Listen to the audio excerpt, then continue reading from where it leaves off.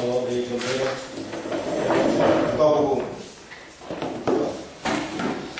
누가복음의 저자는 누가죠. 누가복음 누가 써냐? 누가다. 누가라는 말, 뭐 마태도 마찬가지고 다 그렇지만 요한도 그렇구나. 우리 한글식 표현이죠. 루카스라고 하죠. 루카스. 우리 이런 거 룩스라고 하잖아요. 룩스, 밝기, 룩스. 그게 그 루카스입니다. 룩스, 밝기, 조도. 성경 66권 중에 두 권만 헬라인이 기록했는데 그게 누가죠. 다 히브리인들이 기록을 했는데 누가복음하고 사도행전만 헬라인이 기록했다. 이 의미가 있습니다. 당시에는 아람어를 썼고 글은 헬라어로 썼거든요. 근데 헬라인이 헬라어로 글을 썼기 때문에 훨씬 더 잘 썼죠. 표현력이나 이런 게 우리가 어차피 번역본을 보니까 그 느낌이 그거나 그거나 이렇게 느낌이 똑같지만 헬라어 성경을 보는 분들은 다르다고. 그래서 마치 그 영어권 안 사는 분들이 영어로 책 쓰면 좀 촌스럽게 느껴질 거잖아요. 그러니까 우리나라도 영어 옛날 오렌지 문제도 있었는데 오렌지 아니라 오렌지라고 해야 된다는데 오렌지나 뭐 동양 사람이 반응하면 그쪽 사람들이 볼 때 똑같지 않겠어요? 오렌지나 우리가 오렌지로 한다고 우리가 뭐 이런 별로 안 그럴 것 같은데 그럴 것 같아요. 그죠? 근데 헬라인이 헬라어로 글을 썼기 때문에 훨씬 더 수요한 부분이 있겠죠. 또 골로새 4장 14절에 보면 누가에 대해서 사랑을 받는 의원 누가 이렇게 되어 있어요. 이 구절들을 생각해보고 또 누가복음 안에 보면 몇 구절들이 약간 의학적 용어들로 이렇게 표현된 것들이 몇 개 있습니다. 그래서 아마 의사였을 것이다. 의사는 뭐 예나 지금이나 이렇게 공부를 많이 해야 되는 거죠. 어쨌든 그때 당시에 그 직업이 사회적으로 존경받는지 혹은 뭐 돈을 많이 받는 직업인지는 몰라도 지금은 그런 직업이지만 의사라고 하는 게 공부를 많이 해야 외울 게 많잖아요. 저는 좀 외울 게 많으니까 그래도 공부를 많이 할 사람일 것이다. 이렇게 보고요. 에베소 교회를 신고했다. 이렇게 역사적으로 되어 있는데요. 바울이 에베소 교회를 개척하고 그 다음이 디모데, 그 다음이 누가, 그 다음은 요한이거든요. 그러니까 당시에 그 예루살렘 교회 이후에 에베소 교회가 초대교회의 중심이었으니까 에베소 교회를 시군했다는 건 누가가 그만큼 영향력이 있었고 또 존경받는 사람이었고 또 당시 교회의 지도자였다 이렇게 볼 수 있겠죠. 그리고 누가에 대해서는 이제 바울 언제 나타났는가 이제 사도행전에 이렇게 보면요. 우리가 이런 표현들이 가끔 나와요. 사도행전 16장이라든가 또 20장이라든가 28장에 오면 그냥 이렇게 바울이 뭐 누가 뭐 이런 식으로 계속 나오다가 우리가 이렇게 표현해요. 그럼 우리라고 하는 표현에는 저자가 들어가야 되는 거죠. 글을 쓴 사람이. 그래서 그게 한 3-4번 정도 나오는데 그 표현이 나오는 때가 언제냐면 2차 전도 여행 이후에 1차 전도 여행 때는 그런 표현이 안 나와요. 그러니까 그건 역사적 사료나 누구를 통해서 들은 이야기를 기술한 것이고 2차 여행 이후부터는 누가가 바울과 동행했던 것으로 보여요. 그래서 아마 2차 전도 여행 때 만났을 것이다. 그렇게 보고요. 아마 바울을 통해서 회심했거나 혹은 회심 상태에서 바울을 만났거나 아마 그랬을 것이다. 이렇게 추정을 합니다. 빌레몬서 24절은 나의 동역자 누가 이렇게 되어 있습니다. 나의 동역자 누가에게 안부 인사 보낼 때 그러니까 바울이 누가를 동역자로 인식했다. 디모데후서 4장은 디모데후서 자체가 바울의 그러니까 유언서라고 할까요? 그러니까 마지막 편지거든요. 이제 죽기 얼마 전에. 그랬을 때 이제 이런저런 이제 안부를 물을 때 누가가 나와 함께 있다. 그러니까 디모데에게 빨리 나한테 와라. 이런 게 이제 디모데후서예요. 내가 이제 얼마 남지 않았고 뭘 갖고 오고 이렇게 얘기할 때 누가만 나와 함께 있다. 그러니까 로마 감옥에 바울이 갇혀 있을 때 누가가 인근에 있었던 것 같아요. 그래서 그렇게 있으면서 바울을 돕고 수감 생활을 지원한 사람이 누가였을 것 같습니다. 그런 정도 관계라면 굉장히 가깝고 지근해서 함께 사역했던 사람인 것으로 그런 흔적들이 보입니다. 그리고 기록 시기는 언젠가 AD 64년 이후 AD 64년을 왜 기록하냐면요. AD 64년이 네로가 로마를 불태웠을 때 그때 64. 그때 뭐 베드로도 그렇고 바울도 그렇고 당시에 많은 그 사도들 또 제자들이 그때 많이 죽었죠. 순교했죠. 그리고 또는 AD 70년 이후일 것이다. AD 70년은 예루살렘 성이 멸망했을 때 그 이후일 것이다. 그때 추정을 하고요. 주요 독자는 이제 1장 1절 한번 보세요. 1장 1절.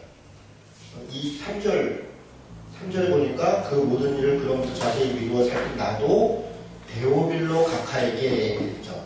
그러니까 지금 누구에게 편지 보내는지를 3절에서 얘기를 해요. 데오빌로 각하에게 차례대로 써보내는 것이 좋겠다. 여기도 이렇게 되어 있고요. 사도행전 1장 1절도 보면 사도행전 1장 1절은 데오빌로요 내가 먼저 쓴 글에는 이렇게 되어 있어요. 그러니까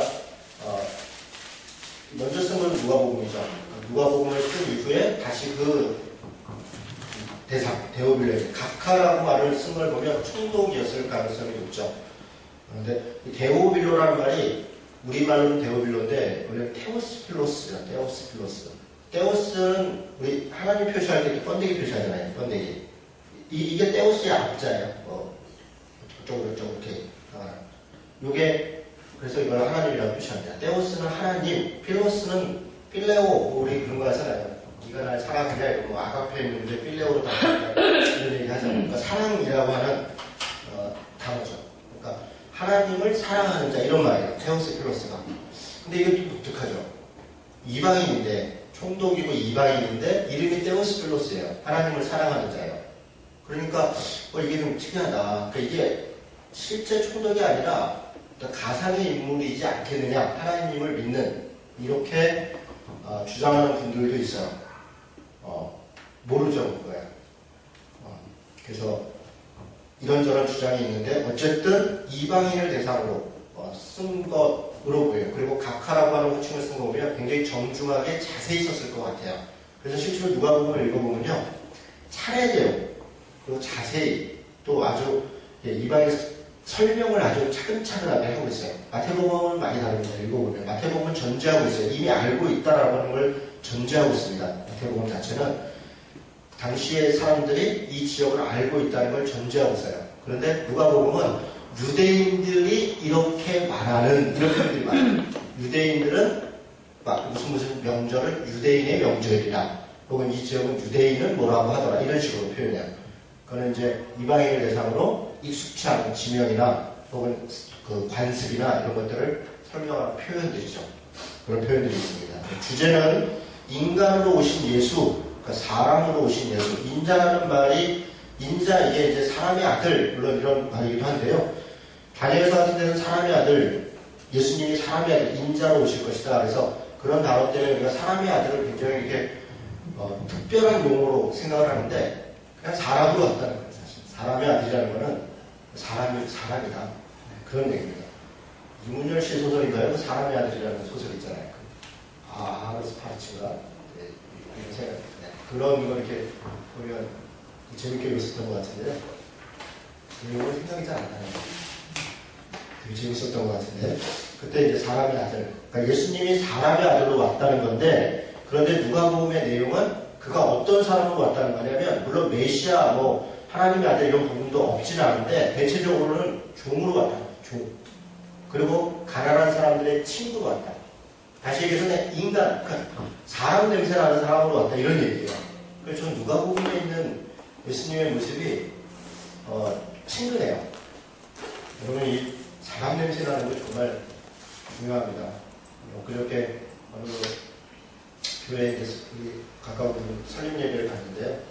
설립 예배하면 이제 노예에서 나와서 목사님들 막 순서 다 맞잖아요. 축사도 하고 건면사도 하고. 정말 목사님들 나와서 축사하고 건면사 하는데 사람 같지가 않더라고요. 그 말이나 이런 태도가 사람같이 친근함이 없어요. 거의 무슨 도사들이 와서 한 수 가르치는 분위기로 하는데 재수없어요. 딱 그 한 분 교수님만 이렇게 아주 인간적이죠. 아니 그분 제일 좋더라고요. 좀 사람 냄새가 좀 나야죠. 요즘 안녕하세요. 왜 안 안녕하세요? 하나님 여기 전도사님을 하나님처럼 섬겨야 됩니다. 진짜 그래서 좀 사람 좀 사람 좋겠다. 그냥 딱 봐도 목사 그런 거 말고 그냥 딱 보면 그냥 이렇게 사귀어보니까 알고 보니까 뭐 슈퍼 아저씨네요. 알고 보니까 목사네요. 알고 보니까 교수네요. 뭐 이런 거 있잖아요. 그래서 그 민증 이렇게 자기 신분을 드러내면 조금 이렇게 쫓겨가지만 그러기 전까지는 그냥 이렇게 다 친구 같은 목욕탕에서 만난 사람 같은 그러면 좋겠어요. 근데 누가복음의 예수님이 제가 볼 때는 그런 분이잖아요. 그냥 이렇게 친구란 분이에요. 어떤 친구가 페이스북에 오늘 자기 교회 담임 목사님을 만나기 위해서 1년 동안 무슨 편지도 보내고 메일도 보내고 문자도 안 만나준다고 교인이 4만 명이에요. 제가 밑에다가 교회 옮기면 담임 목사 매일 만났습니다. 그 뭐 1년 동안 노력하고 앉았냐. 아니 무슨 그냥 좀 답답해 죽겠어요. 무슨 인천 시장 만나는 것도 아니고 그렇잖아요. 인천 시장도 그보다 쉽겠다. 요즘은 시장들도 다 일주일에 한 번씩 시민과의 만나는 시간을 가져요. 그래서 누구라도 가면 만나고 인터넷으로 딱 민원 넣으면 시장이 답변을 합니다. 반드시 그렇게 해야 돼요. 근데 교회 담임 목사 만나는데 1년 동안을 그러면서 막 그걸 막 애절하게 써놔. 뭘 해? 교회 옮기면 맨날 만나. 목사는 할 일 없어 그냥 맨날 앉아있어. 사무실에. 정말 그래요. 그러니까 인간으로 오신 예수님, 그렇죠? 누가복음은 그런 예수님에 대해서 이야기하는데 읽어보면 좀 좋습니다. 기록 배경이 좀 있는데요. 이거를 좀 살펴보겠습니다. 2장 1절. 누가복음이 이 특이한 책인 게 역사적인 기록을 해요. 제가 좀 이따도 다시 얘기하겠지만 순서대로 차례대로 글을 썼고요. 그리고 역사적 배경을 꼼꼼하게 체크를 해요. 누가 뭐 할 때 이러면서. 그래서 누가복음이 굉장히 특이한 책인데 2장 1절 한번 볼까요? 거기 한번 읽어봅시다. 그때 가이사 아구스도가 명을 내려 천하로 다 호적하라 하였으니 이 호적은 구레뇨가 수리아 총독이 되었을 때 처음 한 것이라. 딱 기록이 되어 있죠. 그러니까 역사적으로 찾아보면 이게 실제 그랬는지 알 수 있죠. 그래서 가이사 아구스도 로마의 첫 번째 황제죠. 가이사랴 아우구스투스. 원래 가이사랴 아우구스투스가 뭐 딴 이름이 아니라 그걸 우리식으로 가이사 아우구스투스 이렇게 써놓은 거예요. 가이사랴 아우구스투스. 아우구스투스는 옥타비아누스죠. 로마의 뭐 상두 정치하다가 이기고 이렇게 혼자 이제 황제가 초대 황제가 된 BC 31년에서 AD 14년까지 있었다는 거예요. 그러니까 이 사람이 영을 내렸고 그런데 이 영이 호적하라는 영을 이 호적은 구레뇨가 수리아 총독이 되었을 때 구레뇨가 수리아 총독 되었을 때는 역사적으로 두 번이라고 해요. BC 6년에서 4년, AD 6년에서 9년. 사도행전 5장 31절에 보면 또 이게 이 호적 조사하는 장면이 나와요. 이때도 구레뇨가 총독 때입니다. 그래서 두 번이 있는데 그 중에 예수님이 태어난 배경을 얘기하는데 이때는 아마 첫 번째일 것이다. 그런데 그렇게 보니까 BC 6년에서 4년 동안 구레뇨가 총독을 했는데 예수님은 AD 0년에 태어났다는 거 아니에요. 0년. 그럼 BC 4년, 이 4에서 6년 정도가 지금 차이가 나잖아요. 그래서 이 차이는 도대체 뭐냐? 그래서 이렇게 사람들이 또 연구를 우리가 생각 하나도 없어요. 다 이렇게 인터넷 쳐보면요. 다 나와요. 그래서 딱 쳐보니까 동로마 제국 유스티아누스 황제가 디오니시우스라고 하는 사람한테 영원히 없어지지 않을 달력을 만들어라. 그러니까 그때는 이제 무슨 로마력을 따르고 어디는 어디력을 따르고 다 그런 거 아니에요. 근데 로마가 이제 세계를 딱 지배하면서 전 세계가 다 쓸 수 있는 그런 달력을 만들어라. 디오니시스라는 사람이 뭘 기준으로 하면 되겠나 고민하다가 기록 배경이 누가복음은 이제 누가가 역사적인 서술들을 하거든요. 차례대로 쓰고 또 역사적 관점에서 이렇게 순서대로 쓰는데 그래서 군데군데 당시 누가가 기록할 때 시대적 배경을 정확하게 기록을 해놓습니다. 그래서 황제라든가 총독이라든가 종교 지도자라든가 이런 사람들, 분봉왕이라든가 이런 사람들이 누구였다 이렇게까지 이름을 정확히 얘기합니다.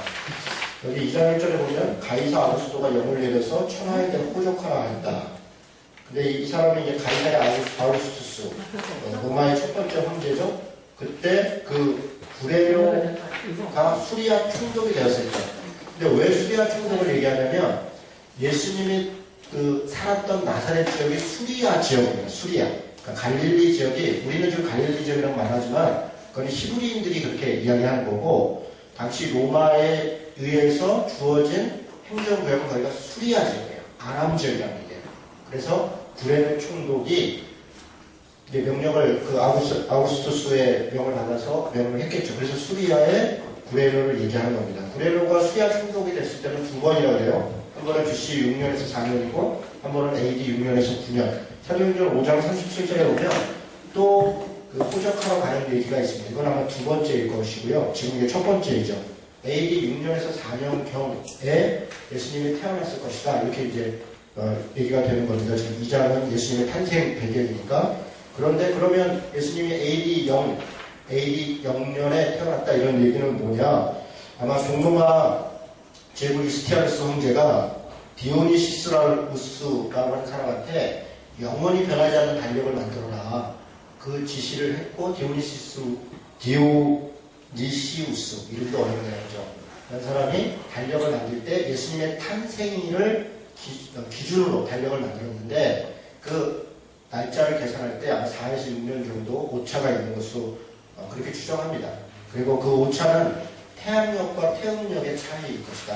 그러니까 로마력과 히브리 유대력의 차이에서부터 온 것으로 그렇게 대체적으로 인식하고, 그렇게 보면 예수님의 탄생일은 AD 0년이 아니라 실제는 AD 4년에서 길면 6년 이때 정도로 봅니다. 그러니까 예수님께서 돌아가실 때가 33세 경으로 보니까, 그러면 AD 우리가 보통 그래서 0년에서 해서 33년쯤 돌아가셨다 이렇게 보는데, 4에서 6년을 퇴시키면 29에서 30년이죠.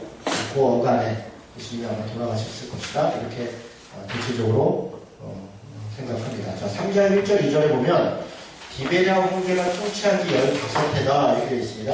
디베랴 황제는 티베리우스 황제이죠. 티베리우스 시저. 시저라는 말은 황제라는 말이에요. 시저라는 말 자체가 이게 개인 이름이 아니라 시저가 가이사입니다. 우리 성경에 가이사인 것은 가이사에게, 하나님의 것은 하나님에게 이렇게 그 가이사라는 말이 시저라는 거예요. 시저. 황제의 것은 황제에게, 이런 말입니다. 어떤 사람 이름이 아니라. 본디오 빌라도가 유대 총독이 됐고, 헤롯이 갈릴리 분봉왕. 이때 이 헤롯은 헤롯 대왕을 얘기하는 게 아니라, 헤롯 대왕이 그 BC 아마 보통 10여 년 어간에 죽었다라고 보는데요. 그리고 난 다음에 그 아들들이 이 수리아 지역, 또 예루살렘 지역, 유다 지역 이런 데를 나눠서 분봉하게 됐어요. 그러니까 여기서 얘기하는 헤롯은 헤롯 안디바라고 해서 약간 위쪽 지역을 분봉하고 있는 그런 사람을 얘기하는 것으로 봅니다. 그래서 헤롯 안디바 때, 그리고 안나스와 가야바가 대제사장 때, 이것도 좀 독특한 표현이에요.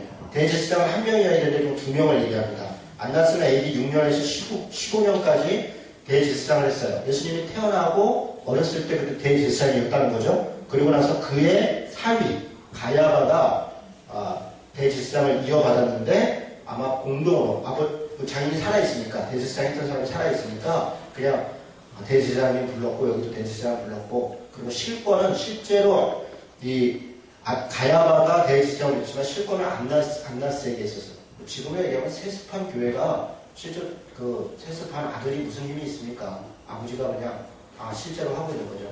그런 상황인 것으로 그런 시대적 배경을 이야기합니다. 자, 이런 정도로 시대적 배경을 보고요. 자, 누가복음의 특징을 좀 보면 1장 1절에서 4절 한번 보겠습니다. 1장 1절에서 4절 보면 우리 중에 이루어진 사실에 대하여, 이게 좀 독특한 표현이에요. 다른 복음서들은 다 그 1장 1절이 표제 역할을, 주제 역할을 합니다. 예를 들어 마태복음 같은 경우는 아브라함과 다윗의 자손 예수 그리스도의 역사가 이렇게 시작합니다. 마가복음은 하나님의 아들 예수 그리스도, 이렇게 예수 그리스도가 하나님의 아들이시다, 그것이 복음이다, 이렇게 선언하는 게 마가복음이고, 요한복음은 태초에 말씀이 계시니까 이 말씀이 하나님과 함께 계셨으니, 그러니까 그 1장 1절이 그 복음서 전체의 어떤 주제를 얘기하잖아요. 그런데 누가복음은 그렇게 기록되지 않았습니다. 누가복음은 1장 1절에서 4절까지가 전체를 어떤 배경을 가지고 있는데, 약간 역사적 기록을 하는 거예요. 우리 중에 이루어진 사실에 대하여, 그러니까 어떤 역사적 사실에 대하여 기록했는데, 처음부터 목격자와 말씀에 일꾼된 자들이 전하여 준 그대로 내력을 저술하고 붓을 든 사람이 많은지라. 무슨 얘기냐면 예수님이 살아계셨고 그때 말씀했던 그런 사실들에 대해서 이런저런 기록한 사람들이 많았다. 얼마나 많았냐면 마태복음도 있고 마가복음도 있고 누가복음도 있지만 그 외에 외경과 위경도 있어요. 예를 들어 도마복음서라든가 에페오복음서, 마리아복음서 뭐 등등등등 이런 게 많이 있었습니다. 이렇게 여러 복음서들이 있는데 그런데 뭘 누가 뭐라 또 기록을 해요. 왜 기록할까요? 마음에 안 드니까. 뭔가 부족하니까. 그러니까 그렇게 많은데 그 모든 일을 근원부터 나도 근원부터 그러니까 역사적인 그 첫 자료부터 자세히 미루어 살폈다 나도 살펴보니까 데오빌로 각하에게 차례대로 써보내는 게 좋을 것 같다. 왜냐하면 다른 복음서들이 그런 데오빌로 각하나 이방인들이 봤을 때 좀 이렇게 이해하기가 쉽지 않다. 너무 주관적으로 쓰였다.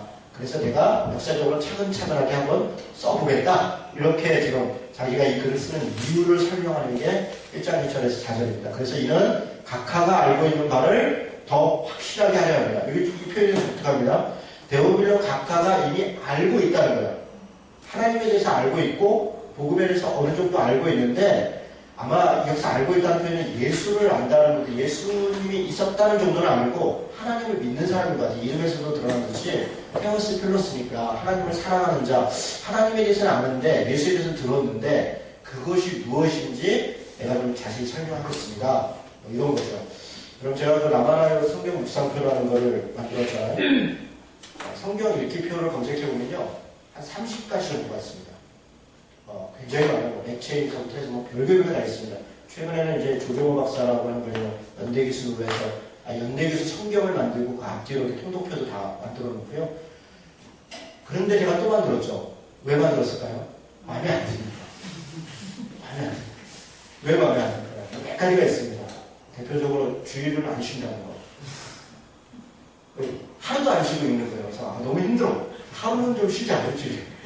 이런 거고요. 뭐 등등등 해서 제가 마음에 안 드니까 제 스타일로 만든 거죠. 지금 누가도 그렇다는 겁니다. 많은 걸 봤는데 다 좋고 장점이 있는데 내 스타일은 아니다. 내가 한번 다른 데로 한번 써보겠다. 이러고 이제 썼다는 거예요. 역사적인 이슈를 했다. 또 기록 목적도 분명하게 잘 드러나고 있습니다. 폐화적 글쓰기라고 표현한 건요. 이 누가복음에 있다 보면요. 무슨 그림 같아요. 짧은 글 안에 그러니까 그 말 안에 이렇게 연상이 되고 그 장면이 잘 이해가 돼요. 수려한 문장입니다. 누가복음은 24장밖에 안 됩니다. 마태복음은 28장이에요. 그런데 누가복음이 30가지 이야기가 더 들어있어요. 이게 놀랍죠? 30가지 이야기가 더 있다고요. 아니 더 짧은데 어떻게 그럴까요? 그럼 뭐 상당히 막 많이 빼먹어야 그런 것도 아니에요. 어지간한 건 다 있어요. 마태복음, 마가복음에 대한 어지간한 다 있습니다. 그런데 30가지가 더 있어요. 그거는 누가가 글을 이렇게 만연처럼 쓰지 않고 단문으로 착착착 가면서 아주 핵심적으로 잘 썼다는 거예요. 헬라어 성경 보는 분들은 아주 글 굉장히 잘 썼다고 이렇다 그러더라고요. 한글로 번역해라면 똑같아요. 사실 큰 차이가 없는데 굉장히 잘 쓴 문장이다. 그렇다고 이야기를 합니다. 자, 누가복음의 특징 두 번째는 소외되고 가난한 사람들을 구원하시는 예수님을 굉장히 많이 강조해요. 제가 아까도 말씀드린 것처럼 예수님이 인간으로 왔다. 근데 종으로 왔다. 사람으로 왔다. 친구같이 왔다. 이웃집 아저씨 같은 사람으로 왔다. 이게 지금 누가복음의 이야기예요. 그래서 누가복음 4장 18절, 7장 22절은 가난한 자들에게 전파하는 복음 이런 표현들이 많아요. 내가 복음을 전하는 것은 가난한 자들에게 복음을 전파하며 이런 얘기를 많이 해요. 당시 시대에 가난한 사람들이 다수죠. 한 10%도 안 되는 사람들이 사실은 뭐 정치와 종교를 장악하고 모든 경제적인 부를 다 장악하고 있었거든요. 10%도 많아요. 한 5% 정도가 그 전체를 장악하고 있었다고요. 나머지 사람들은 다 소장농이었고 하루에 한 끼도 먹기 어려운 사람들이 대부분이었습니다. 그러니까 모두 그런 사람들, 그 사람들이 친구로 왔다. 5% 10%의 기득권자들을 위해서 온 게 아니라 90% 95%의 가난한 사람들에게 복음을 그것이 그 예수가 오신 것이 그들에게 복음이 된다라고 하는 것을 이야기하는 게 누가복음의 얘기죠. 또 잃어버린 자를 위해서 왔다. 또 부유한 세리들 여기 19장 1절에서 9절에 보면 부유한 세리들 얘기하면 삭개오를 얘기합니다. 그냥 세리가 부자니까 그게 아니라 회개하는 사람. 삭개오가 회개하고 돌이킬 때 그 사람들도 예외 없이 그러니까 부자라서 안 되고 권력이 있어서 안 되고가 아니라 하나님의 말씀을 전하는 그 복음에 대해서 순종하는 사람들, 그 사람들의 내가 친구다. 그들을 위해서 왔다. 이런 얘기를 합니다. 가난한 자, 저런 자, 맹인들, 또 사마리아인, 이것도 표현 독특하죠. 이방인이라는 얘기죠. 사마리아인에 위해서 왔다는 표현을 아주 자세히 하고요. 여인들, 이거 굉장히 독특한 표현입니다. 마태복음, 마가복음, 요한복음에는 이런 표현이 정확하게 있지 않아요. 그냥 이렇게 여자가 등장하긴 하는데, 누가복음은 여자들 이름을 아주 구체적으로 적어요. 하나하나. 뭐 수산나, 뭐 누구, 뭐 헤롯의 청지기의 아내 누구 이런 식으로까지 아주 정확하게 기록합니다. 그래서 예수님 주변에 이 많은 여인들이 함께 동역하고 있었다는 것을 누가가 아니었으면 몰라요. 그럼 아마 그랬으면 지금 여성 차별에 아주 중요한 근거가 됐을 거예요. 봐라, 언제 예수님이 여성들하고 했냐. 누가복음에 딱 기록되어 있어서 할 말이 없어요. 누가복음이 없었으면 어쩔 뻔했어요. 여성분들 어쩔 뻔했습니까? 누가복음이 굉장히 그래서 여성들이 중요하게 인정해야 될 책입니다. 이방인들 뭐 여러 이야기를 하고요. 특히 사도행전으로 이어지면서 누가가 사도행전으로 이어지면서 이방인에게 복음을 전하는 것을 쭉 이야기하거든요. 누가복음에서부터 이미 예수님이 이방인들을 배척하지 않았다는 것을 누가가 아주 정확하게 기록을 합니다. 그렇게 해서 이방인 복음 전파의 정당성을 누가복음은 이미 설명하고 나갑니다. 문둥병자, 환자들에 대해서도 이야기를 하죠. 이게 누가복음의 특징이죠. 기도에 대해서 누가복음처럼 강조하고 있는 복음서가 없습니다. 기도라는 단어를 무려 50회 이상 사용했고요.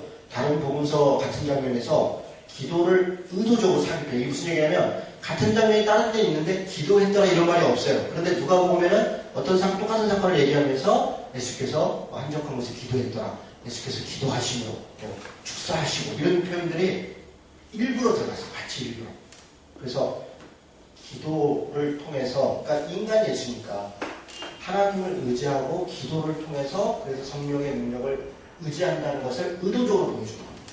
의도적으로. 그런 표현들을 상당히 많이 기록하고 있습니다. 누가 많이 소개하는 기도의 비유들도 있는데요.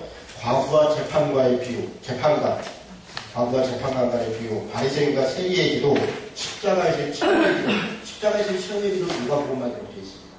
그래서 기도에 대해서 많이 얘기해요. 기도하는 예수를 강조하고요.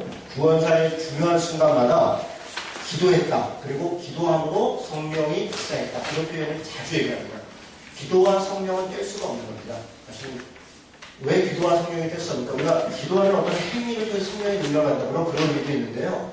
기도가 그 순종을 얘기하기 때문에 기도가. 그러니까 성령을 따라 산다는 것은 내 뜻이 아니라 하나님의 뜻을 따라 산다는 것이거든요. 하나님의 말씀을. 근데 그것이 기도를 통해서 자신의 것들을 버리고 하나님의 뜻을 쫓기를 구하고 결단하고 이런 그런 것이죠. 겸손이라는 말이 손을 이렇게 겸하여 손을 겸하다.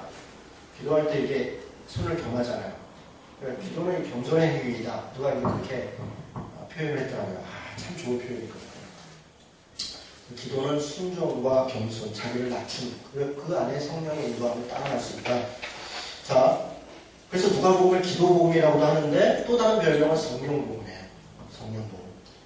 3장, 4장, 예수님의 사역할 때 성령에 이끌려 성령이 충만하여 성령께서 역사하사 이런 얘기를 수도 없이 해요. 예수님이 지금 계신데 우리 성령은 되게 사도행전을 예수님이 가시면 나 대신 다른 보혜사를 보내사 그 사도행전 2장에 성령이 임하시잖아요. 그래서 우리는 예수님 시대, 하나님 시대, 예수님 시대, 성령님 시대 이렇게 구분하기 좋아하는데 실제로 예수님 시대에 예수님이 성령의 인도하심을 받고 성령 가운데 함께 있다는 얘기를 누가가 굉장히 많이 합니다.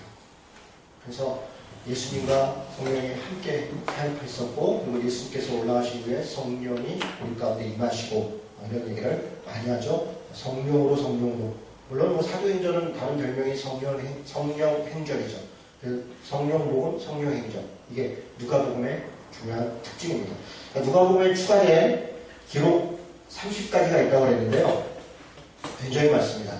첫 번째 세례 요한 탄생기사. 이것도 누가복음밖에 없습니다.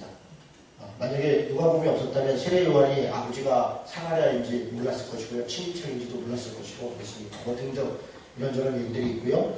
역사 무대의 정치적 배경. 아까 우리가 읽었죠? 베들레헴에 가게 된 원인, 호적하러 갔다. 역사 무대에 누가 당시 티베리우스가 황제였다. 누구였다. 이런 얘기들을 정확하게 기록하고 있는 게 누가복음입니다. 목자들이 경배했다. 이것도 되게 특이하잖아요. 그냥 동방에서 동방방에 무슨 박사들이 왔다. 그래서 예수님은 역시 훌륭한 분이니까 높은 사람들이 경배했구나 이렇게 생각하는데 첫 번째 예수님이 탄생했을 때 경배한 사람들이 목자였다. 들에 있었던 가난하고 볼품없었던 그 사람들이었다. 이거 누가복음이 기록 안 했으면 어쩔 뻔했어요. 이런 중요한 것들을 누가복음이 기록하고 있는 거죠. 예수님의 할례 사건을 기록합니다. 또 시몬과 안나를 만나고 예수님이 예루살렘 성전에서 제사를 했던 기록들을 했고 예수님의 어린 시절 특별히 12살 때 성전에 가서 선생님들하고 얘기하고 이랬던 장면이 또 다 기록되어 있죠. 그런 것도 아주 누가복음만 기록되어 있는 특이한 장면이고요. 아브라함 이상의 족보를 근원까지 기록한다. 제가 좀 이따 족보에 대해서 얘기를 할 텐데 마태복음의 족보하고는 다릅니다. 마태복음은 아브라함부터 이렇게 얘기하는데 누가복음은 그래서 하나님으로부터 이렇게 하나님으로부터 왔다는 것을 이렇게 역으로 해서 쭉 설명해 내는 독특한 자기만의 그 기록을 합니다. 마태복음은 44명인가 이렇게 기록되어 있는데 누가복음은 77명인가 76명인가 이렇게 기록되어 있어요. 그 교포상에 아주 더 자세히 찬찬하게 기록하고 있죠. 자, 세례 요한과 세리 군인들과의 대화를 기록하고 있습니다. 자, 이 장면도 되게 독특한 장면인데요. 이 3장에 보면 이제 세례 요한에게 우리가 어떻게 회개해야 되니까 이렇게 얘기하니까 뭐 군인은 어떻게 해라, 세리는 어떻게 해라. 세례의 구체적 장면을 설명하는 겁니다. 만약에 이 장면이 없었으면 우리가 세례를 소위 영적으로만 생각했을 가능성이 높습니다. 이렇게 해서 실제적인 변화이다. 이런 얘기를 나중에 우리 삭개오에도 누가복음에만 있는데 삭개오도 그런 거죠. 내가 삭개오라고 하는 세리장이 회개할 수 있다. 근데 회개를 어떻게 해야 됩니까? 내 가진 거 4배나 반 나눠주고 돌려주고 그러면 내가 니네 집 가서 유하겠다. 예수님이 딱 그렇게 하시는 거잖아요. 그러니까 세례라고 하는 게 뭐구나 이런 거를 누가복음은 아주 인간적이고 구체적이고 실제적으로 기록하고 있습니다. 그러니까 나사렛 회당에서 처음 설교를 기록하고 있어요. 뭐 이렇게 가난한 자에게 복음을 주의 성령이 내게 임하였으니 뭐 이런 쭉 얘기를 하죠. 자신이 오신 목적을. 자, 70인 제자들 이야기가 있고요. 또 선한 사마리아인 이야기. 여러분 이건 참 특이하죠. 선한 사마리아인 얘기 우리가 얼마나 많이 인용합니까? 누가 내 이웃이냐? 누가복음에만 있다니까요. 이런 얘기가 없었으면 어쩔 뻔했습니까? 탕자의 비유, 이것도 우리가 얼마나 많이 얘기해요. 복음 얘기할 때는 눈물을 흘려가면서 탕자가 이러면서 막 그러면 누가 보니까 네. 어떤 이제 참 구체적인 이야기들을 이렇게 잘 기록하고 이게 구체적인 그 누가복음이 그런 장면들이 굉장히 많습니다. 탕자다. 탕자의 비유 설교할 때마다 꼭 그게 빠뜨려 주시고 있어요. 어쨌든 말씀 듣고 있는 마리아를 그리고 있고요. 많은 여인들이 기록했다. 8장 2절 성경 아까 얘기한 것처럼 막달라인 마리아, 요한나, 헤롯 청지기 구사의 아내 이렇게 딱 기록되어 있어요. 이건 되게 대단히 독특한 표현이에요. 당시 헤롯이 분봉왕인데 그 분봉왕의 청지기, 그러니까 재정 집사의 부인이다. 권력자죠. 돈도 많고. 그런 부인이 예수님의 사역을 쫓아다니면서 열심히 도왔다. 이런 거죠. 수산나, 뭐 다른 마리아 뭐 등등 이렇게 이름들을 구체적으로 기록합니다. 사마리아인의 세리 창녀, 가난한 자, 병든 자를 챙기고요. 탕자의 비유 아까 말씀드렸고 부자와 나사로의 삶과 죽음 이것도 독특하죠. 부자와 나사로가 기도하는데 나사로가 부자가 나사로에게 어쩌고저쩌고 하니까 올 수 없다 어쩌고 이렇게 얘기하면서 이 땅에서 있는 동안 우리가 어떻게 살아야 되는가를 아주 구체적으로 잘 설명하죠. 빌라도가 재물에 피를 섞은 일을 다룹니다. 이건 무슨 얘기냐면 빌라도에 대해서 우리가 약간 동정하는 마음이 있어요. 아니, 빌라도가 사실 좀 그렇잖냐. 제가 아닌 줄 아는데 하도 압박을 하니까 총독으로 살 수 없었지 않냐. 그런데 누가복음에 뭐가 있냐면 빌라도가 얼마나 악한 사람인지 재물을 지내다 보다 사람을 죽인 그 피를 섞어가지고 그런 전횡을 저지른 사건을 누가복음에 다 기록하고 있어요. 그래서 빌라도가 그렇게 좋은 놈이 아니었다. 그렇게 그 예수님을 한 것도 어쩔 수 없이 그런 게 아니라 정치적 무능함이고 자기 책임 회피였다는 것을 인식할 수 있는 그런 본문이 누가복음에 딱 기록되어 있어요. 그래서 빌라도에 대한 동정심이 일과에 사라질 수 있게 합니다. 그게 중요하죠. 이런 것들 역사적으로 잘 기록해놓은 게 누가복음의 중요한 그 장점입니다. 자, 불의한 청지기 비유. 불의한 청지기라는 말은 세상에 불의한 재물로 몰려대 사실 그때 불의하다는 단어는 세상의 재물이에요. 기회가 되면 또 이야기를 하겠습니다. 어쨌든 내게 주어져 있는 재물을 가지고 기회가 있을 때 개선을 행해야 되는 것이 우리 그리스도인의 삶이다 라고 하는 것을 이야기하는 것이죠. 감사하려고 돌아온 사마리아 사람, 나와 인자 10명을 고쳤는데, 뭐 이런 감사한 사람은 사마리아 사람밖에 없더라. 이런 얘기를 하면서 진정한 감사 얘기하고, 부유한 재판관과 번거롭게 하는 과부 이야기, 뽕나무에 올라간 삭개오 이야기, 또 부자의 헌금과 과부의 두 랩돈 헌금. 이거는 물론 마태복음에 있는데요. 이 표현들이 비교적으로 약간 독특하게 표현들이 되어 있습니다. 어쨌든 뭐 바리새인과 세리의 기도, 헤롯당의 조롱을 당하는 메시아 이런 표현들이 있고요. 포도원 가운데 심겨진 무화과 나무 비유가 있고요. 운명으로 가는 주제자, 이 이야기도 되게 독특합니다.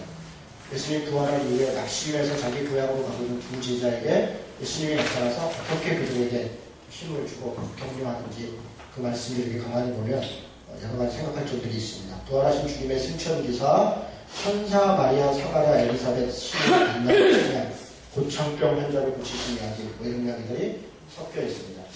추가되어 있습니다. 굉장히 많죠? 중요한 내용들도. 자, 넘어가겠습니다. 마태복음과 누가복음의 족보 차이를 잠깐 이야기하겠습니다. 마태는 아브라함부터 시작해서 위에서 아래로, 그죠?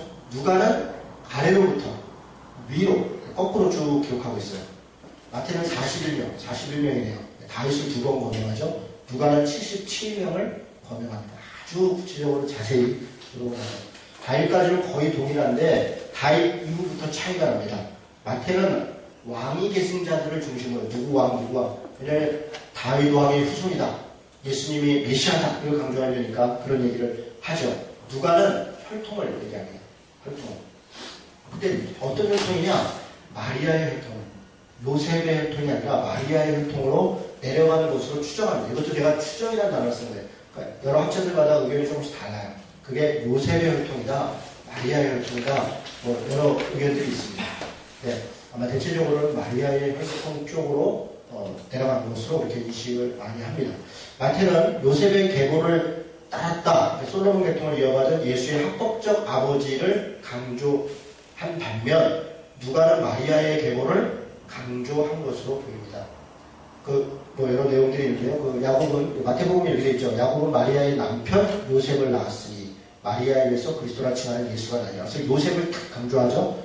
누가복음은 예수께서 가르치시고 시작할 때 30세쯤 되니라 사람들이 아는 대로 요셉의 아들, 요셉의 아들이니라 해놓고 요셉의 위는 헬리오 이렇게 했는데 그 요셉은 헬리의 딸, 그러니까 요셉의 아버지가 헬리가 아니라 마리아의 아버지가 헬리인 것으로 여기서부터 이제 인식이 된 거예요.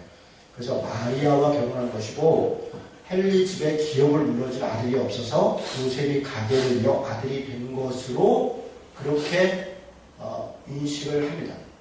근데 이거는 뭐 꼭 그렇다 이렇게 아니라 그게 추정된다 이렇게 됩니다. 그래서 약간의 차이들이 있습니다. 어쨌든 강조적으로 보니까 좀 차이가 있죠. 마태복음하고 누가복음은 마태복음은 왕이라든가 아브라함이라든가 다윗이라든가 이런 강조점이 있고 누가복음은 혈통적인 인간적인 모습 이 계보를 많이 강조하고 있죠. 그게 두 복음서의 차이를 이 족보가 그대로 담고 있습니다. 자, 누가복음에 나타난 하나님의 나라 이 얘기까지만 하고 좀 쉴까요? 여러분 그 4장 43절 보십시오. 이 말씀들은 다 참고해야 돼요. 4장 43절. 4장 43절에 보니까 예수께서 이르시되 내가 다른 동네들에서도 하나님 나라 복음을 전하여야 하리라 하니 나는 이 일을 위해 보내심을 받았느니라. 그러니까 예수님이 보내심을 받은 목적을 하나님의 나라 복음을 전하기 위한 것이다. 이렇게 지금 얘기하는 거예요. 8장 1절 보겠습니다. 그 후에 예수께서 각 성과 마을에 두루 다니시며 하나님의 나라를 선포하시며 그 복음을 전하실세. 그러니까 다니시면서 뭘 했냐면 하나님의 나라를 전파했다. 이런 얘기입니다. 9장 2절. 하나님의 나라를 전파하며 앓는 자를 고치게 하려고 내보내시며 그 제자들을 보내면서 뭘 하라고 하냐면 하나님의 나라를 전파하라. 그렇게 보냈다는 겁니다. 9장 11절에 보니까 무리가 알고 따라왔거늘 예수께서 그들을 영접하사 하나님의 나라의 일을 이야기하시며 병 고칠 자들은 고치신다. 10장 9절 거기 있는 병자들을 고치시고 또 말하기를 하나님의 나라가 너희에게 가까이 왔다. 그러니까 지금 하나님의 나라에 대해서 이야기를 하는 거죠. 지금 다른 말씀이 다 비슷합니다. 18장 6절로 가겠습니다. 18장 6절. 그래서 이르시되 불의할 16절 그렇죠. 예수께서 그 어린아이를 불러 가까이 하시고 이르시되 어린아이를 내게 오는 것을 용납하고 금하지 말아라. 하나님 나라가 이와 같은 자들의 것이니라. 23장 51절입니다. 23장 51절.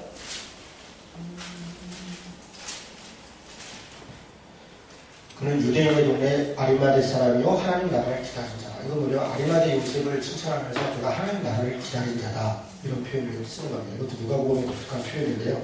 기다리는 건 갈릴리 부활한 이후에 갈릴리에 가셔서 부활한 이후에 그가 하나님 나라를 전파하다가 사도행전도 다 그런 표현으로 이야기됩니다. 제가 이 말씀을 이렇게 쭉 살펴봤다면 성경의 주제는 하나님 나라예요. 하나님 나라입니다. 하나님의 나라를 위해서 하나님이 세상을 창조하신 것이고 그것이 타락한 것이고 그 하나님 나라를 회복하는 과정이고 그리고 예수 그리스도께서 오신 것은 하나님 나라를 이루기 위함이고 우리를 하나님 백성으로 부르신 것이고 우리 예수님의 제자뿐 아니라 우리들도 하나님이 구원하신 목적은 하나님 나라를 이루라고 하시는 거예요. 이게 명령하시고 우리가 그 삶을 살아가고 그런데 이제 하나님 나라가 뭐냐? 하나님 나라를 예수 믿고 구원받는 것, 천국 가는 것으로 본다면 굉장히 협소한 것입니다. 또 하나는 최근에 예수의 세계주의 종말로 얘기하는 분들이 하나님 나라의 회복을 많이 얘기해요. 옛날에 그런 용어를 안 썼는데 천국 백성 뭐 이렇게 얘기했는데 요즘은 하나님 나라 회복을 많이 얘기해요. 근데 그 말들을 가만히 보면 하나님이 이 땅 가운데 이루어질 나라, 그 천년왕국을 얘기하는 거예요. 그 분들의 얘기는 천년왕국이 이 땅에 이루어질 것이다. 하나님의 나라가 이 땅에 이루어질 것이다. 그런 표현들이 굉장히 요즘 많이 인용합니다. 요즘 종말론을 얘기하면서. 하나님의 나라는 그런 것이 물론 그것도 여러 가지 해석이 있겠지만 하나님의 나라가 무엇인가? 하나님의 나라는 그의 통치, 그의 다스림을 받는 나라. 그래서 사랑과 평화와 공평과 정의라고 하는 하나님의 그 통치 원리가 작동되는 것이에요. 그것은 이 땅에서도 당연한 것이고 하나님의 궁극적 영원한 하나님의 나라는 그것이 완성된 나라예요. 그래서 이 땅에 우리가 예수를 믿는다는 것, 그것은 내 안에 하나님 나라가 이루어진다는 것인데 내 안에 사랑과 평화에 대한 마음, 공평과 정의에 대한 추구 이런 게 없다면 저는 예수 믿는 사람이 그럴 수 없다. 예수를 영접하고 성령이 내 안에 임재한다는 것은 우리 안에 하나님 나라가 시작됐다는 거예요. 그래서 사랑하고 평화하고 공평하고 정의하고 그런 것들을 추구하고 지향하려고 하는 것은 당연한 그리스도인들의 모습으로 나타나는 것이다. 그 교회도 마찬가지고 가정도 마찬가지고 우리가 일하고 있는 직장이나 사회도 그것을 지지하는 거예요. 예수 믿는 사람이 불의하는 걸 지지하거나 불의한 일을 정당화시키는 일에 나선다는 것은 있을 수 없는 겁니다. 그러니까 하나님의 뜻을 배반하고 자신들의 이익을 따라서 자기의 길을 인간의 나라의 길을 가겠다는 거예요. 세속적인 삶을 살겠다는 것입니다. 대단히 심각한 일입니다. 제가 우리 교회 사이트에다가 이만열 장로님께서 페이스북에 쓴 거를 오늘 아침에 올려놨어요. 내용이 뭐냐면 표절과 지지 세력 두둔 세력 이런 제목이에요. 이만열 장로님이 그걸 왜 썼냐면 여기저기서 이제 사랑교회 오정현 목사가 표절 확실하다. 네. 그리고 대학에서 표절은 확실한데 학위는 취소하지 않겠다. 수정해서 내라. 이런 말도 안 되는 결론을 내렸어요. 대학 입장에서 한 번 준 학위 취소하는 게 자기 대학의 창피라고 생각했죠. 남아공에서 그렇게 했습니다. 그랬더니 이제 몇몇 신학대 교수들과 그리고 그 교단에 있는 소위 목사들이 오정현 목사 그게 정리됐으니 논문 쓰다 보면 그럴 수도 있으니 이게 그렇게 큰 문제가 아니니 이제 정리하고 털자라고 하는 기자회견을 준비를 하고 있나 봐요. 그 얘기를 이만열 장로님이 듣고 답답한 사람들이에요.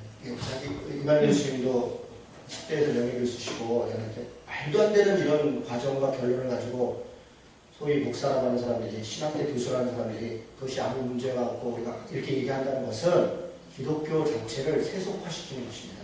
그것은 교회의 권위와 하나님의 이름을 망가뜨리는 것입니다. 어떻게 예수 믿는 사람들이 불의한 일을 지지하며 불의하는 것이 옳다라고 이야기할 수 있습니까? 우리의 부끄러움이 있고 실수가 있었고 그것을 우리가 용서하자 이렇게까지 얘기할 수 있겠어요? 그것이 그럴 수 있다 이렇게 두둔해서 이야기한다는 것은 말도 안 되는 얘기입니다. 그런 일들이 하나님 나라 백성으로서 할 수 없는 일이고, 교회 안에 세상 나라가 이미 들어왔다. 세상을 섬기고 세속주의를 끊어야 되는데 세속적인 것들이 가치는 가득하고, 그러면서 우리는 하나님을 믿는 백성이 하나님 나라라고 이야기한다면 정말 그것이 무슨 얘기인가. 성경의 가르침을 정면을 위배하는 것이다. 그래서 저도 그걸 이렇게 올리면서 하나님의 심판이 있을 것이다. 그래서 하나님의 심판이 있지 않겠습니까? 슬피 울며 이별감이 있지 않겠어요? 하나님이 그런 짓을 한 사람들도 전혀 아무렇지도 않다고 그러면 도대체 하나님의 정의가 어디에 있는 것입니까? 저는 불의한 일을 자기의 이익을 위해서나 어떤 관계 때문에 침묵하거나 지지하는 짓을, 그것도 하나님의 이름으로, 교회의 이름으로 하는 사람들은 반드시 심판이 있을 것이다. 있어야 된다까지는 뭐 제가 하나님이 아니니까 있을 것이다, 이렇게 생각이 됩니다. 잠깐 쉬었다가 누가복음 말씀을 좀 몇 군데 좀 살펴보도록 하겠습니다. 요한에 대해서 우리가 마태복음, 마가복음 할 때 잠깐 봤는데요. 예수님 오시기 이전에 세례 요한이 등장하는 장면은 사실 굉장히 중요한 장면입니다.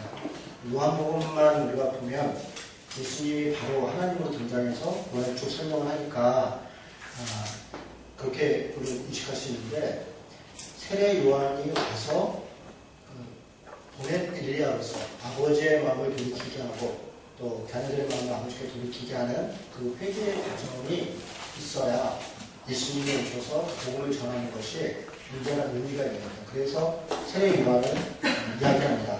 그 1장 17절에서요. 1장 17절에 보니까 그가 또 엘리야의 심령과 능력으로 주 앞에 먼저 와서 아버지의 마음을 자식에게 거스리는 자를 의인의 슬기에 돌아오게 하고 주를 위하여 세운 백성을 준비하리라. 이게 세례 요한의 역할이고요. 3장으로 보겠습니다. 3절에 보니까 요한이 이제 요단강 근처에서 3절입니다. 각처에 와서 죄사함을 받게 하는 회개의 세례를 전파하니, 이렇게 얘기합니다. 그런데 8절에 7절에 요한이 세례받으러 나오는 무리에게 이르되 독사의 자식들아, 누가 너희에게 일러 장차올 진노를 피하라 하더냐. 그러므로 회개에 합당한 열매를 맺고 속으로 아브라함이 우리 조상이라 말하지 말라. 내가 너희에게 이르노니 하나님이 능히 이 돌들로도 아브라함의 자손이 되게 하였느니라. 당시의 사람들이 자신들이 아브라함의 자손이라는 거예요. 그래서 이런저런 율법과 또 뭐 규례와 제사들을 행하니까 뭐 당연히 구원받은 백성이고 하나님은 우리의 편이다, 이렇게 생각한 거예요. 그런데 세례 요한은 그렇게 보지 않는 거예요. 누가 너희를 진노를 피하게 했느냐. 자기의 삶 합당한 회개의 열매를 맺지 않은 자들이 어떻게 아브라함의 자손이라고 그 하나 그 자체만으로 구원받을 수 있겠느냐, 이렇게 얘기하는 겁니다. 그리고 10절에 보니까 우리가 뭐라 이러는데, 그러면 우리가 뭘 해야겠습니까? 대답하되 옷 두 벌 있는 자는 옷 없는 자에게 나눠줄 것이고 먹을 것이 있는 자도 그렇게 할 것입니다. 그러니까 내게 주어져 있는 것이 다 나를 위해서만 있는 것이 아니다라고 하는 것, 이런 삶, 이런 자세를 살아가는 게 그들의 삶이라는 것이에요. 당시 옷 두 벌 있다는 건 지금 뭐 옷 있는 거 반 나눠라 그런 의미, 그렇게 문자적인 의미가 아니라 당시 옷은요, 이 광야 지역에서 그 이불 같은 거예요. 옷이 두 벌이 있기가 어려워요. 이렇게 긴 옷을 얘기하는 겁니다. 이불처럼, 지금처럼 옷이 흔한 시대가 아니고요. 옷이 없으면 이 가난한 사람들은 거리에서 그냥 이렇게 얼어 죽는 거예요. 그래서 옷을 저당 잡힙니다. 저당 잡혀서 돈을 줄 정도로 고가이고, 그리고 굉장히 중요한 거예요. 옷을 저당 잡히면 날 얻기 전에 돈을 주라. 그렇게 얘기하는 게 성경의 가르침이 그런 얘기입니다. 그러니까 옷을 두 벌 갖고 있다는 것은 어떤 사람은 지나치게 필요 이상의 것을 자기가 갖고 있다는 거예요. 그리고 먹을 것을 나눠줄 수 있는 사람, 지금 먹을 것이 하루에 한 끼도 못 먹는 사람이 대다수인 사람이니까 나눠줘야 된다, 이런 얘기. 그게 회개에 합당한 열매라는, 너무 많은 걸 소유하고 있거나 필요 이상의 것을 사치하는 건 사실 그게 죄라는 거예요. 그래서 엄밀히 얘기하면 그런 것이 그 시대에 그 죄라는 겁니다. 그렇지 않겠습니까? 정말 가난한 사람들이 막 살고 있는데 거기에 자기 혼자 무슨 이렇게 저택 줘놓고 자기 혼자 또 살고 있으면 그 사람이 그리스도인이라면 사실 그거 문제가 있는 거 아닙니까? 가난한 지역에서 그 사람들을 주위를 돌아보는 마음 없이 자기만 그냥 그렇게 살 수가 있습니다. 그리스도인이 그렇게 살 수가 없습니다. 그러니까 지금 그런 시대를 얘기합니다. 세리들에게는 세례를 받고자 하여 이르되 우리는 뭘 해야 됩니까? 그랬더니 부가된 것 외에는 거두지 마라. 정당하게 거두라는 것입니다.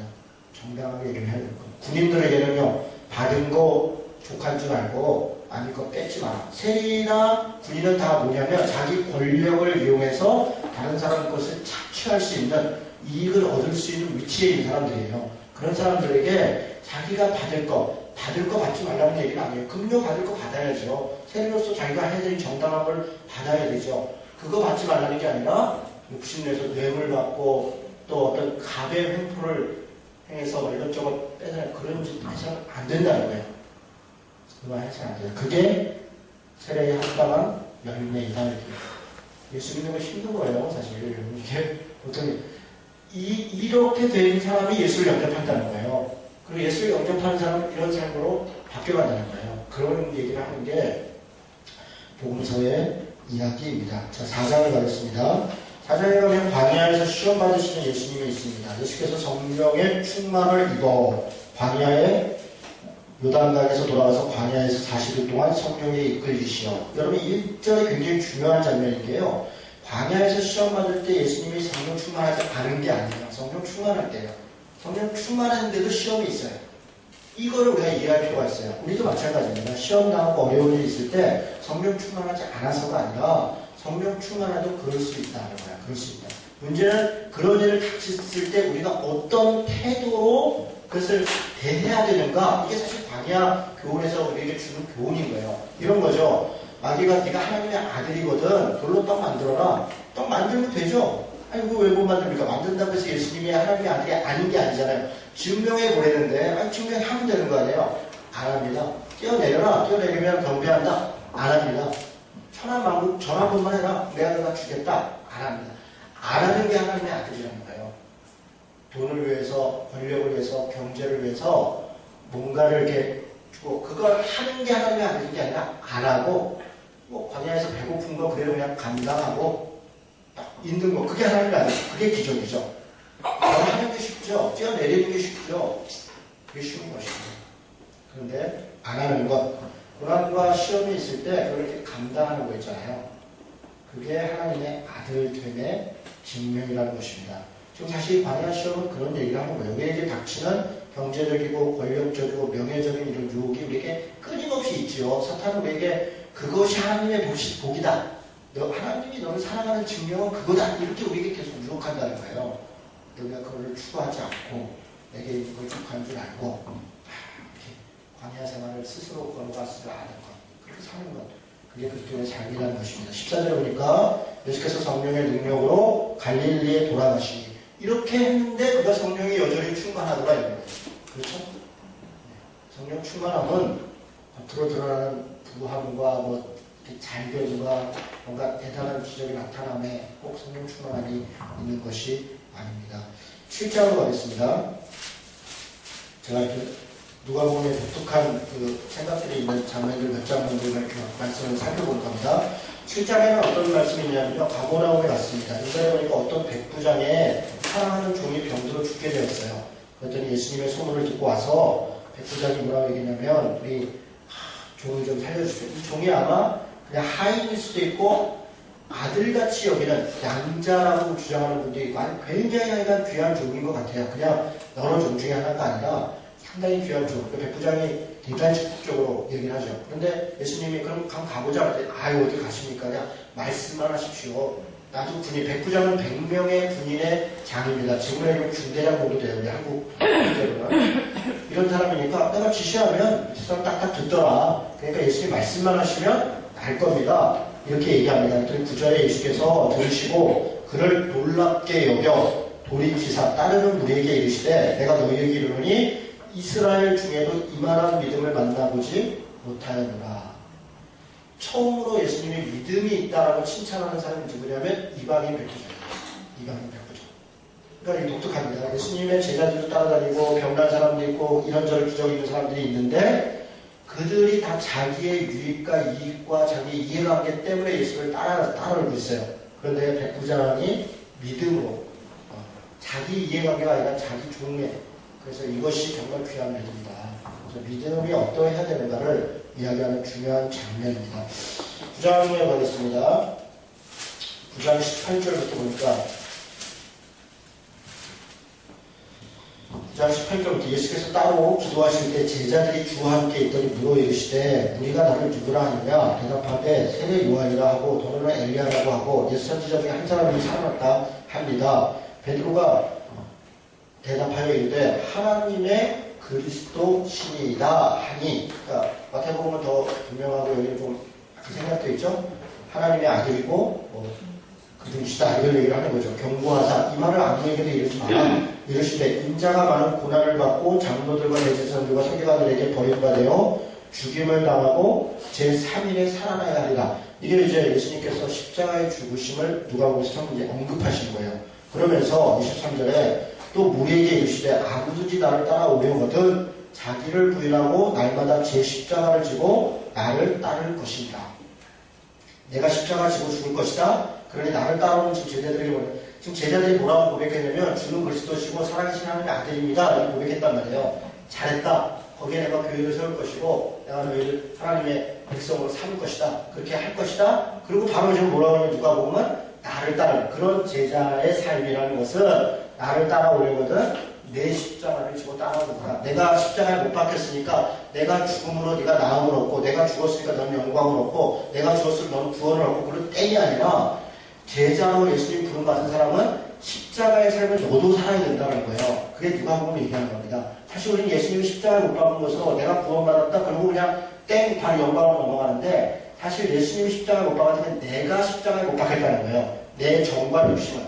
내 정과 욕심을 십자가에 못 박았다는 것은 더 이상 나를 위해 살지 않고 내 안에 그리스도를 위하여 살이 이렇게 되는 거예요. 그래서 넘어가는 거잖아요. 그래서 그리스도의 세상적 관점으로 사는 것이 아니라 그리스도의 관점으로. 그래서 새로운 피조물이 되어서 다른 사람, 다른 것들을 하나님 나라를 위해서 살아가는 존재가 되었다. 그게 사실 우리가 십자가의 예수를 믿는다는 의미예요.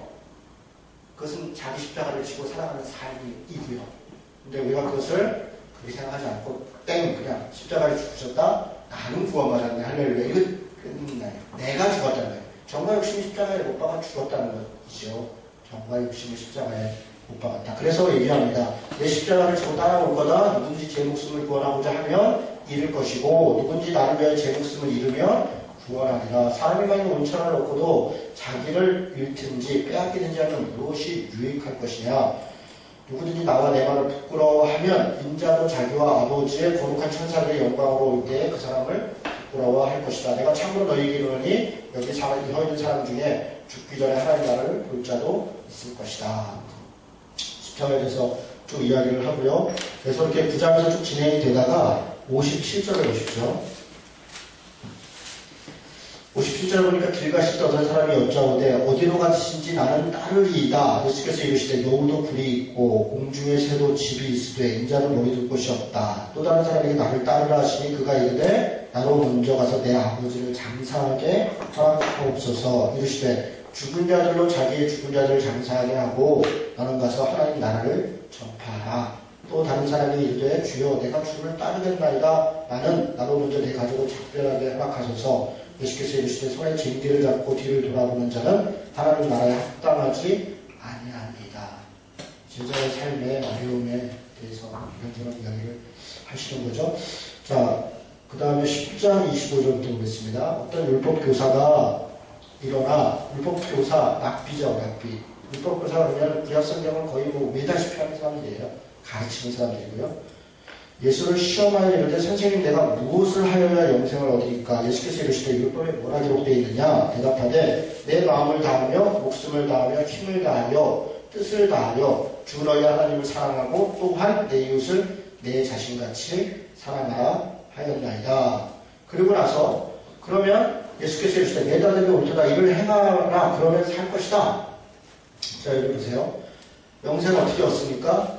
하나님 너는 어떻게 생각하냐? 네가 공부 많이 했으니까 얘기해봐. 하나님 사랑하고 이웃 사랑을 했습니다. 그래 잘 안 해. 그렇게 살아라. 그런데 29절에 되게 독특한 게 그 사람이 자기를 옳게 여기려고 예수께 여쭤요. 무슨 얘기냐면 예수님이 꼭 그렇게 살면 된다. 근데 자기가 옳게 자기가 더 뭔가를 더 안다는 걸 보여주려고 누가 내 이웃입니까? 이렇게. 그리고 누가 내 이웃인가 얘기하면 자기도 뭐라고 한마디 하고 싶었던 거예요. 자기를 나타내고. 근데 예수님이 뭐라고 얘기하냐면 자, 예루살렘에서 여리고로 가는 길에 감동받는 사람이 있었다. 제사장이 지나갔다. 레위인이 지나갔다. 제사장 레위인 이 랍비 입장에서는 뭐 존경에 맞지 않는 사람이죠.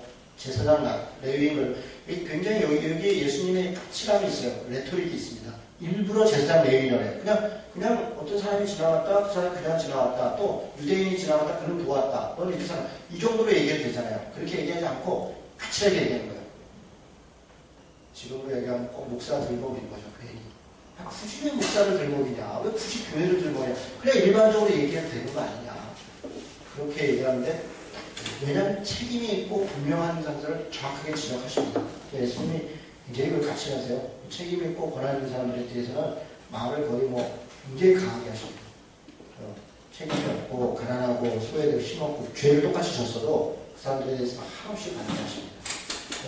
그게 예수님의 자세이고 사실 우리가 그렇죠. 우리가 힘없고 연약한 사람한테는 뭐 막 이렇게 하고 예수님은 반대해요. 자, 그러고 나서, 자, 제사장 지나고 레위인 지나갔다. 자, 사마리아인 지나갔다. 사마리아는 이방인이거든요. 이방인이고, 유대인들 입장에서는 정말 뭐, 접촉도 안 하는 불가촉천민 같은 사람인데, 어떻게 했나? 뭐, 먹여주고, 재워주고, 이렇게 했다. 자, 누가 내 이웃이냐?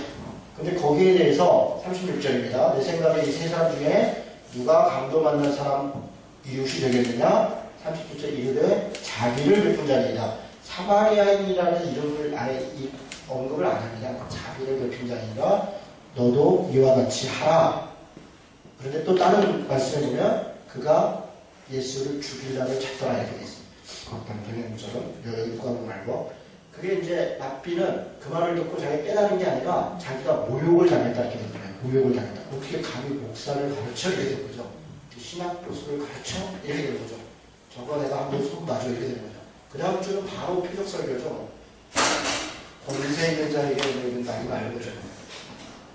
그런 거예요. 회개하지 않죠.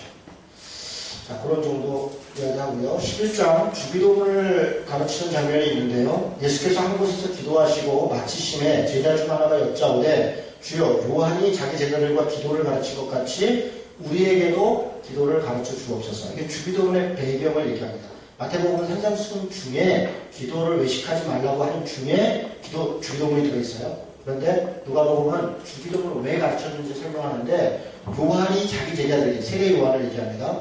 기도를 가르쳤다는 거예요. 요한은 왜 가르쳤냐? 당시 유대인들은 하루에 3번씩 기도하는 기도문들이 있었습니다. 그 기도문을 가지고 기도하는 게 유대인의 신자의 그 도리 같은 거예요. 당연히. 그러니까 요한은 세례 요한 제자들은 그것과 달리 그 내용 안에는 사실 뭐 나사렛 이단이니 뭐 이런 여러 가지 그 당시 예수를 따르는 사람들을 비난하는 내용들이 있고 그렇거든요. 그 요한의 제자들은 또 다른 기도문을 가르쳤어요. 아마 회개하는 그런 기도문들이었겠죠. 그러면 예수님의 제자들은 우리도 예수를 따르니까 다른 기도문이 있어야 되지 않느냐. 그래서 기도를 좀 가르쳐달라. 기도문을 달라. 여러분 무엇을 기도하느냐가 그 사람이 누구를 믿느냐입니다. 내 기도 내용을 가만히 보면 내가 무엇을 믿느냐예요. 주기도문은 그런 거예요. 내가 기도하는 게 내 믿음이고 내가 기도하는 게 내 삶입니다. 그래서 기도를 내가 무엇에 관심을 갖고 있는가 봐야 돼요. 소위 성령의 은사 능력 받았다는 사람들이 맨날 자기 병 고치고 자기 집 가정 어디 교회 성장하고 그런 거만 관심이 그게 그들이 믿는 바예요. 자기 욕심인데 그게 풍요와 번영을 따르는 거 뭐가 관심이 있어요. 그런 능력 있는 사람들이 남북 통일을 위해 기도하고 가난한 사람들 고통을 위해 기도하고 저기 어디 귀한 일들이 밤낮길 기도하면 얼마나 좋겠어요. 나가서 능력 없는 사람이 100명 기도해봐야 별일이 없더라고요. 능력 있는 분들이 좀 하지. 좀 더더더더 좀 하지. 그런 분들은 절대로 그런 일에 대해서는 관여하지 않고 말하지 않고 권력에 있는 것만 쫓아내는 거예요. 무엇을 기도하는가가 그의 무엇을 믿고 사는가에 달려 있습니다. 이걸 분명히 기억해야 됩니다. 지금 그 얘기를 합니다. 그래서 너희는 이렇게 기도해라. 유대인과 달리 세례 요한의 제자와 달리 너희는 이렇게 기도해라. 그러면서 기도에 대해서 쭉쭉쭉쭉 이야기를 하는 것입니다. 그러면 13절에 너희가 악한 자들은 좋은 것을 자식에게 줄 줄 알거든 하물며 너희 하늘 아버지께서 구하는 자에게 성령을 주시지 않겠느냐. 사실은 이런 기도와 모든 것 가운데 앞에 보면 누구한 대로 다 주고 뭐 청함을 주고 막 이런 근데 뭘 준다는 게 아니라 성령을 주신다는 거예요. 성령 그럼 그것은 충분한 것이죠. 그것은 충분한 것이다. 이런 얘기를 하는 게 기도문의 앞뒤에 12장에 가면 바리새인들에 대해서 이야기합니다. 바리새인들의 누룩 곧 외식을 주의하라. 그러니까 누룩에는 터지는 거고 안에 들어가서 바뀌는데 바리새인의 누룩을 뭐라고 얘기하면 외식이라고 얘기했어요. 그러니까 우리가 신앙생활하면서 이게 체면 있잖아요. 외식하는 거 이렇게 뭔가 보여주려고 이게 외식이라는 거예요. 이 바리새인 외식. 이거를 주의해라. 그럼 어떻게 하라는 거예요? 어린아이 같이 단순해 체면 때문에 뭐 때문에 있는 게 아니라 지금 누가 보면 계속 그런 얘기를 하는 거예요. 고통 있고 아픈 사람들은 예수님에게 정말 이 불의한 재판관에게 매달렸던 그죠? 살려달라고 때로는 그런 것이죠. 그런 이제 어떤 뭐랄까 어린아이 같은 단순함 그리고 그 믿음을 갖고 내가 그냥 실천하려고 이것저것 재서 힘 있는 사람한테 가고 이거 다 합리화시켜가지고 이익 따라 이렇게 살아가는 게 아니라 그것을 사실은 바리새인의 의식을 주의하라 이렇게 얘기합니다. 4절에 특이한 말씀이 있습니다. 내가 내 친구 너희에게 말하노니 몸을 죽이고 그 후에는 능히 더 못하는 자들을 두려워하지 말라. 마땅히 두려워할 자를 내가 너희에게 보이리니 곧 죽인 후에 또한 지옥에 던져넣는 권세 있는 그를 두려워하라. 내가 참으로 너희에게 이르노니 그를 두려워하라. 무슨 얘기입니까? 바리새인, 헤롯 땅, 권세 있는 자들이 우리를 죽일 수 있죠. 그러나 그것이 두려운 게 아니라 죽음 이후에 영원한 지옥에 들어갈 수 있다는 것을 알고 그걸 두려워하라. 그걸 이 땅에 살아갈 때 우리 이 삶 때문에 너무 연연하지 말고 어려운 얘기죠. 어려운 얘기입니다. 12절에 마땅히 할 말을 성령이 곧 그때 너희에게 가르칠 것이다. 이렇게 얘기합니다. 쭉 넘어가서 54절.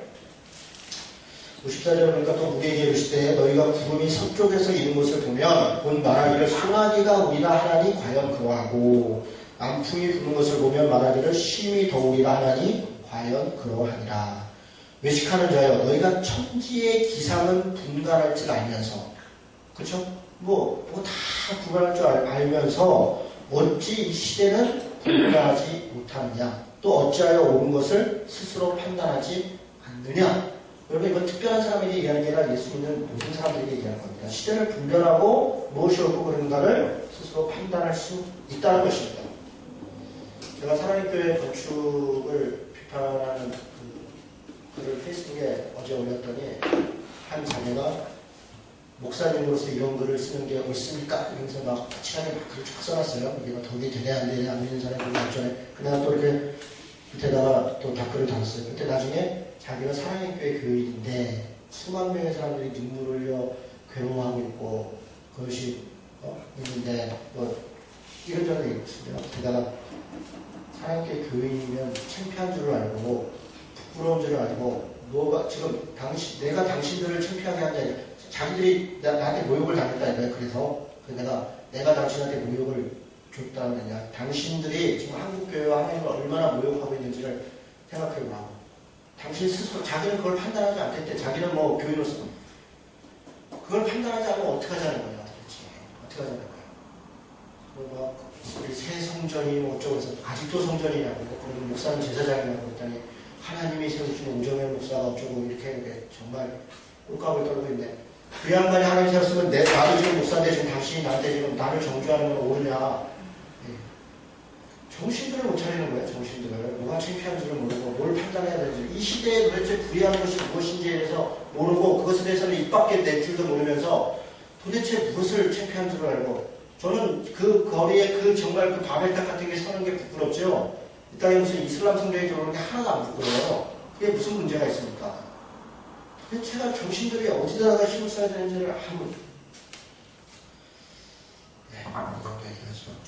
너희가 천지기상을 구별하면서 어찌 시대는 분간하지 않느냐 어찌하여 옳은 것을 스스로 판단하지 않느냐 우리 그리스도인들에게 요구하는 것이고 우리가 살아야 되는 19장으로 가면요 지금 이게 특이한 장면인데요 19장 28절부터 예루살렘으로 들어갑니다.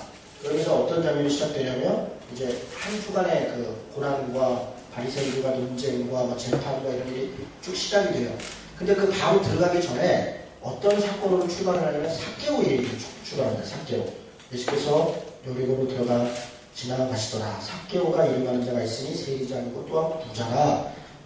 그러면서 예수님이 삭개오야 속히 내려와라. 내가 너네 집에 유하겠다. 급히 내려와 즐거워하거늘 영접하거늘 무사람이 수근수근 어찌 죄인의 집에 유하려 하느냐. 삭개오가 주께 여짜오되 주여 보시옵소서 내 소유의 절반을 가난한 자들에게 주겠사오며 만일 누구의 것을 속여 빼앗은 일 있으면 내 갑절이나 갚된다이다. 예수께서 이르시되 오늘 구원이 이 집에 이르렀으니 이 사람도 아브라함의 자손이미로다. 인자가 온 것은 잃어버린 자를 찾아 구원하려 함이니라. 이게 일종의 출사표 같은 거예요. 내가 예루살렘을 왜 들어가는가. 삭개오가 좀 뽕나무에 올라와서 예수를 바라본다는 것은 그 자체로 이미 회개하려는 마음들이 있고 예수님이 그걸 보시는 거잖아요. 삭개오를 다른 사람들과 죄인이기 때문에 회개할 수 없고 돌이킬 수 없고 이렇게 얘기하지만 예수님은 그의 자세와 태도를 보는 거죠. 그 삭개오는 자기 회개의 증거로 자기 부양에 했던 것들을 다 돌려주겠다. 그러면 거기에 부흥이 있다. 이렇게 얘기하는 게 예수님의 말씀이고 예수님의 십자가 사건을 앞두고 사실 이 이야기를 하는 것은 대단히 의미가 있는 말씀이라고 저는 그렇게 보입니다. 자, 한번 나머지 쭉 가고요. 24장 마지막으로 보겠습니다. 24장 13절부터 엠마오로 내려가는 두 제자가 있습니다. 이들은 이제 절망 가운데 있어요. 예수님이 죽으셨어요. 그리고 자신들이 뭔가 기대했던 것들이 완전히 산산이 부서졌습니다. 이들이 예수님을 따라 예루살렘까지 온 것을 보면 자기 일가 친척을 버리고 왔을 것이고요. 자기 생업을 버리고 왔을 것입니다. 당시 시대는 그렇게 뭔가를 버리고 쫓아야 될 만큼 절박한 시대였죠. 그러니까 그런 일들을 했어요. 마치 우리가 일제시대 때 독립운동을 하기 위해서 때로는 가정을 버리고 만주로 가서 생활해야 되는 그런 사람들이 있었기 때문에 우리가 지금 이런 삶을 살고 있는 거 아닙니까? 마치 그런 것 같은 엄중한 시대였죠. 엠마오의 두 제자는 그런 사람이었던 것 같습니다. 그런데 그 꿈이 무너졌어요. 예수님이 십자가에 비참하게 토마하게 돌아가셨어요. 십자가에 그날의 그들 중 둘이 예루살렘에서 25리 되는 엠마오라는 마을로 터덜터덜 갑니다. 모든 일을 서로 얘기합니다. 그들이 얘기할 때 문의할 때 예수께서 가까이 이르사 그들과 동행하십니다. 그들 눈이 가려져서 그가 누군지 몰라봐요. 특이하죠.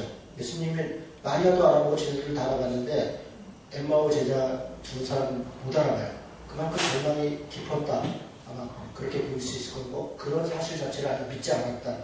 비슷한 사람이 있을 것이다. 이렇게 생각했는지 모르겠어요. 예수께서 이르시되 너희가 길 가면서 서로 주고받고 하는 얘기가 뭐냐? 그랬더니 예루살렘에 이런저런 일이 있지 않습니까? 그래서 그가 십자가에 못 박아 죽지 않았습니까?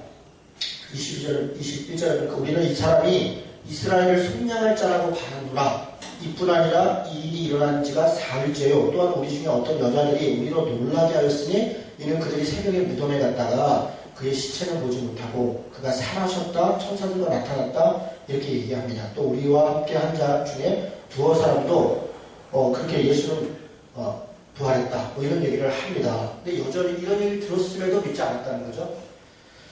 이르시되 미련하고 선지자들이 말한 모든 것을 마음에 더디 믿는 자들이여. 선지자들이 말한 것 구약에 있는 선지자들을 얘기하는 겁니다. 선지자들. 거기에 예수님의 탄생과 사심과 죽음과 부활과 승천에 대해서 다 예고하고 있는데 그것을 다 비유적으로 알았거나 혹은 믿지 않았다 이런 얘기예요. 그리스도가 이런 고난을 받고 자기 영광에 들어가야 할 것이 아니냐 하시고 이에 모세와 모든 선지자의 글로 시작하여 모세를 얘기하는 것은 모세 오경을 얘기하죠. 그죠? 모세 오경, 선지자의 글 모세 오경과 선지서와 이런 글로 시작해서 모든 성경에 쓴다 자기에 관한 것을 자세히 설명한지라 말씀을 가르치는 겁니다. 거기서 좀 특이하죠. 낙심하고 좀 절망에 있는 제자들에게 하나님의 말씀을 이렇게 살살살살 이렇게 설명을 하는 거예요. 그들이 가는 마을에 가까이 가매 예수는 더 가려 하는 것 같이 하시니 그들이 갔더라 이르되 우리와 함께 마을로 가사 이렇게 저렇게 좀 합시다.